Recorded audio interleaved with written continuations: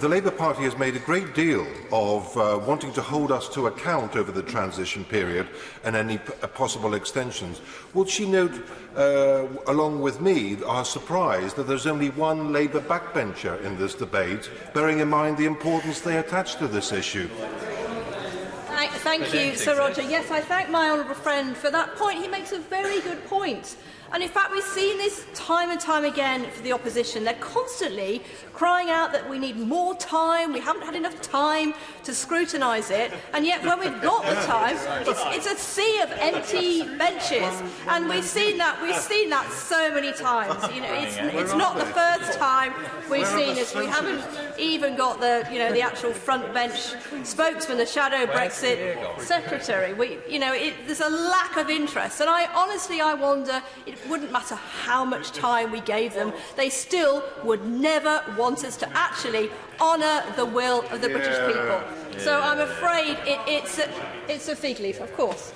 Very grateful to my honourable friend for giving way. I wonder if she'd agree with me that part of the problem with what the opposition propose is not just their lack of attention in coming to the chamber, but their lack of attention to detail in what they actually propose. So in New Clause 4, they've talked about the need to bring authority back to Parliament, but would you agree what New Clause 4 actually does is it says that only a 2-year extension can be proposed by the government in this country, that is exactly what it says, and only the European Union can put a shorter extension on the table. It doesn't give Parliament the authority to suggest a shorter extension at all.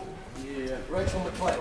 I thank my right honourable friend, and I would expect nothing less from his forensic attention to detail, is to highlight the inconsistency at the heart of the arguments from the opposition. And it does remind me of some of the amendments that we had in the last Parliament, when the opposition wanted us to give away our own control about our process of leading the European Union. That was constantly the approach that they forced on the government, and it led us to the position that actually has ended up very well for us, because we are now in a position to have a strong governing majority.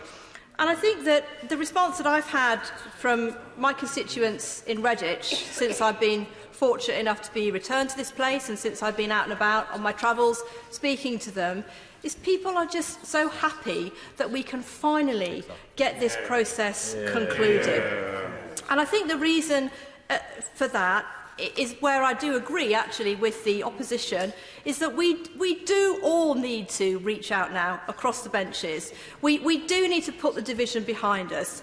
I don't want to stand in this place and come across in a way that is taken to be... I'm struggling to find the right word, but what I want to say is I want to find common ground, because I think there is common ground now between the government and the opposition, in that we do want to come together. There is recognition that there is different positions taken by voters, but we actually do need to come together in the interest not only of Parliament, but of the country and of all our constituents.